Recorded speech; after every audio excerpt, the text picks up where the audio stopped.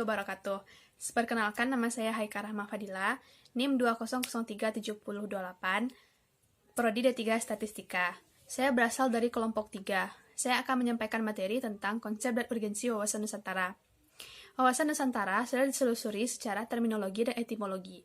Secara terminologi, yaitu menurut para ahli, salah satunya Hasan Hahib, mengatakan bahwa wawasan Nusantara adalah satu kesatuan wilayah nasional, termasuk satu kesatuan hukum, satu kesatuan sosial budaya, dan satu kesatuan hankam. Secara etimologi, wawasan Nusantara dibagi menjadi dua kata, yaitu wawasan yang berasal dari bahasa Jawa yang artinya pandangan. Lalu Nusantara dibagi lagi menjadi dua kata, yaitu Nusa yang berarti pulau dan antara. Istilah Nusantara diperkenalkan pertama kali oleh Patih Gajah Mada pada saat pengangkatannya menjadi Mahapatih di Kerajaan Majapahit pada tahun 1336 pada saat ia mengucapkan Sumpah Palapa. Lalu selanjutnya, kata Nusantara digunakan oleh Ki Hajar Dewantara untuk mengganti nama Hindia Belanda menjadi Nusantara. Selanjutnya pada tahun 1928, pada saat Kongres Pemuda II, istilah Nusantara diganti menjadi istilah Indonesia yang kita gunakan sampai saat sekarang ini. Berdasarkan pengertian etimologi, wawasan Nusantara dapat diartikan sebagai pandangan bangsa-bangsa terhadap daerah yang ia tempati pada saat ini, termasuk wilayah Indonesia. Kita ketahui bahwa Indonesia terdiri atas beribu-ribu pulau yang dipisahkan oleh lautan yang sangat luas. Namun, di dalamnya terdapat bangsa-bangsa yang sudah menjadi satu kesatuan yang bulat dan utuh. Sehingga disinilah kita dapat melihat bahwa hakikat wawasan Nusantara adalah persatuan bangsa dan kesatuan wilayah. Sekian yang dapat saya sampaikan. Assalamualaikum warahmatullahi wabarakatuh.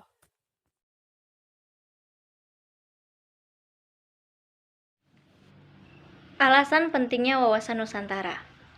Wawasan Nusantara merupakan cara pandang dan sikap bangsa Indonesia mengenai diri dan lingkungannya yang beragam serta strategis.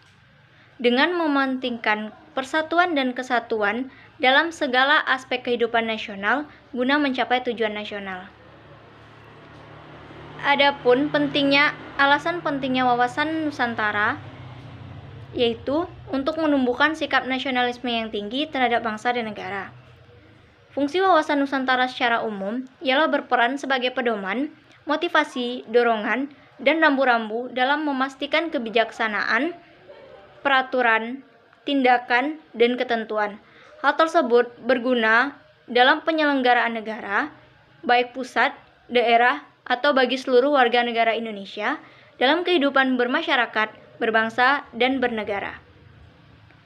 Untuk mewujudkan persepsi atau cara pandang yang sama bagi seluruh warga negara Indonesia. Karena dengan cara pandang yang sama, diharapkan dapat membawa Indonesia menuju kesepahaman dan satu hati untuk mewujudkan cita-cita nasional.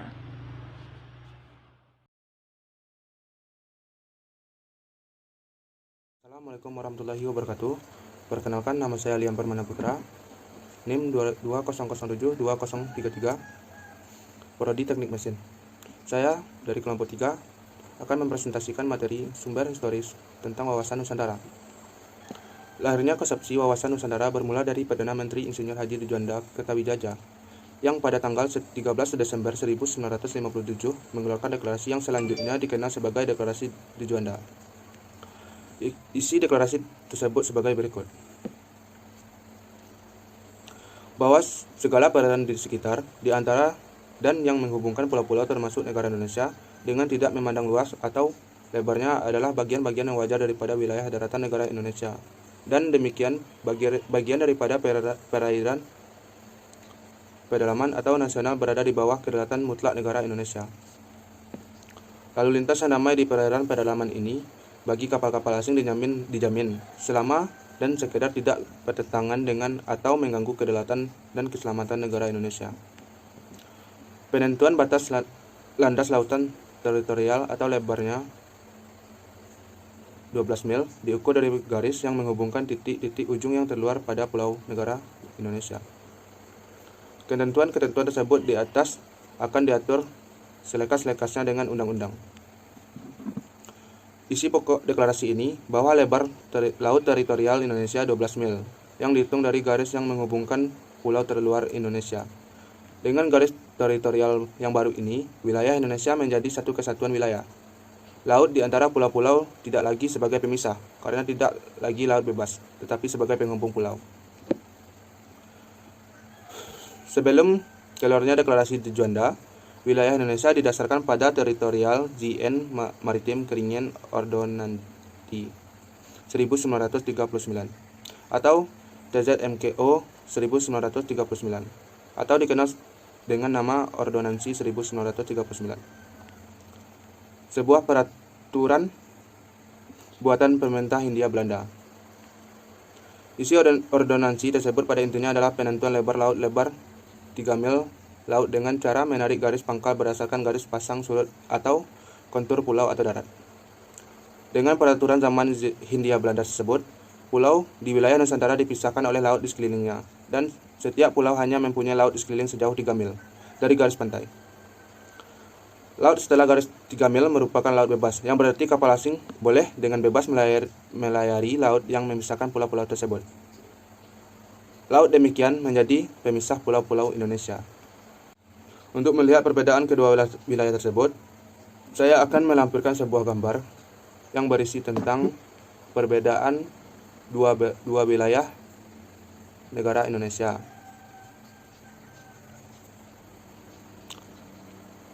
Konsepsi wawasan Nusantara semakin kuat setelah adanya keputusan politik negara, yakni dimasukkan ke dalam pasal 25A Undang-Undang Dasar Negara Republik Indonesia tahun 1945 yang menyatakan Negara Kesatuan Republik Indonesia adalah sebuah negara kepulauan yang berciri Nusantara dengan wilayah yang batas-batas dan hak-haknya ditetapkan dengan undang-undang. Menurut pasal tersebut, negara Indonesia dicirikan berdasarkan wilayah guna memperkuat kedaulatan atau wilayah negara tersebut. Dibentuklah undang-undang sebagai penjabarannya. Setelah keluarnya Deklarasi Juanda 1957, dibentuklah Undang-Undang Nomor 4 PRP tahun 1960 tentang perairan Indonesia. Saat ini telah banyak peraturan perundangan yang disusun guna memperkuat kesatuan wilayah Indonesia. Tidak hanya selalu peraturan perundangan nasional, bangsa Indonesia juga memperjuangkan konsepsi wawasan Nusantara berdasarkan deklarasi di Juanda ini ke forum internasional, agar mendapat pengakuan bangsa lain atau masyarakat internasional. Melalui perjuangan, akhirnya Konferensi PBB tanggal 30 April 1982 menerima dokumen yang bernama The United Nations on Convention on the Law of the Sea atau UNCLOS. Berdasarkan Konvensi Hukum Laut 1982 tersebut, diakui asas negara kepulauan.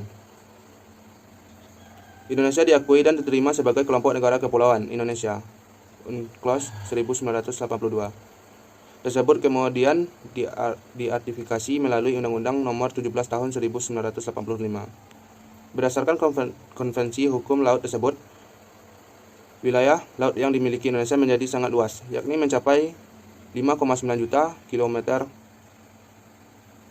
terdiri atas 3,2 juta kilometer perairan teritorial dan 2,7 juta kilometer perairan zona ekonomi eksklusif.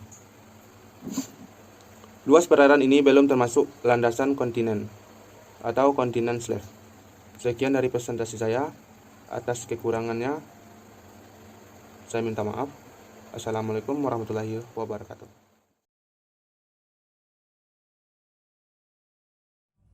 Latar belakang politis wawasan Nusantara. Sumber politik wawasan Nusantara bermula dari Deklarasi Juanda tahun 1957. Selanjutnya dijadikan konsepsi politik kenegaraan. Rumusan wawasan Nusantara dimasukkan dalam naskah garis besar haluan negara GBAN. Sebagai hasil tetapan MPR mulai tahun 1973, 1978, 1983, 1988, 1993, dan 1998. Secara politis ada kepentingan nasional bagaimana agar wilayah Indonesia yang utuh dan bangsa yang bersatu ini dapat dikembangkan, dilestarikan, dan dipertahankan secara terus-menerus. Kepentingan nasional itu merupakan turunan lanjut dari cita-cita nasional, tujuan nasional maupun visi nasional. Cita-cita nasional bangsa Indonesia sebagaimana tertuang dalam pembukaan Undang-Undang Dasar Negara Republik Indonesia tahun 1945 alinea ke-2 adalah untuk mewujudkan negara Indonesia yang merdeka, bersatu, berdaulat, adil, dan makmur, serta tujuan nasional Indonesia sebagaimana tertuang dalam pembukaan Undang-Undang Dasar 1945 alinea ke-4, salah satunya adalah melindungi segenap bangsa Indonesia dan seluruh tumpah darah Indonesia. Dari segi politik terdapat beberapa poin penting yang harus kita sadari untuk mewujudkan peran kita yang optimal dalam kancah perpolitikan dan dalam negeri dan geopolitik regional. Di antaranya yaitu pelaksanaan kehidupan politik yang sesuai dengan undang-undang seperti UU Parpol, UU Pemilu, dan UU Pemilihan Presiden. Yang kedua, pelaksanaan kehidupan bermasyarakat yang sesuai dengan hukum. Yang ketiga, menjunjung tinggi hak asasi manusia, toleransi, dan pluralisme untuk mempersatukan berbagai agama, suku, dan bahasa yang berbeda. Yang keempat, memperkuat komitmen politik pada partai politik dan lembaga pemerintahan guna meningkatkan kondusivitas iklim politik di Indonesia. Yang kelima, meningkatkan peran Indonesia dalam kancah regional dan internasional.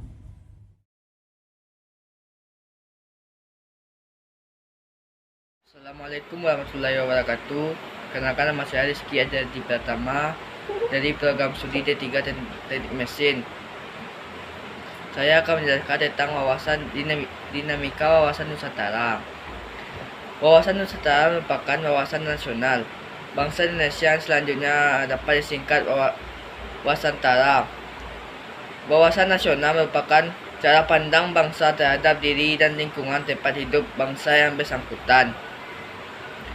Cara bangsa memandang diri dan lingkungan tersebut sangat mempengaruhi keberlangsungan dan keberhasilan bangsa Indonesia menuju tujuannya. Bagi bangsa Indonesia, wawasan Nusantara telah menjadi cara pandang sekaligus konsepsi berbangsa dan bernegara. Ialah menjadi landasan visional bangsa Indonesia. Konsepsi wawasan Nusantara sejak dicetuskan melalui Deklarasi Juanda tahun 1957 sampai sekarang mengalami dinamika yang terus tumbuh dalam praktek kehidupan bernegara.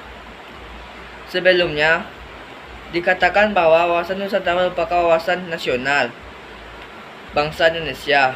Namun demikian, timbul pertanyaan apakah arti wawasan Nusantara dan apa pentingnya bagi kehidupan berbangsa dan bernegara. Indonesia, wawasan Nusantara bisa kita bedakan dalam dua pengertian, yakni pengertian etimologis dan pengertian terminologi. Secara etimologi, kata wawasan Nusantara berasal dari dua kata wawasan dan Nusantara. Wawasan dari kata wawas dalam bahasa Jawa yang artinya pandangan, sementara kata Nusantara merupakan gabungan kata Nusa yang artinya pulau dan antara kata Nusa dalam bahasa Sanskerta berarti pulau atau kepulauan. Sedangkan dalam bahasa Latin kata Nusa berasal dari kata Nesos yang dapat berarti semenanjung, bahkan atau bangsa. Menunjuk pada pernyataan tersebut, maka kata Nusa juga mempunyai kesamaan arti dan kata nation dalam bahasa Inggris yang berarti bangsa. Dari sini bisa ditafsirkan bahwa kata Nusa dapat memiliki dua arti, yaitu kepulauan dan bangsa. Sekian, terima kasih. Assalamualaikum warahmatullahi wabarakatuh.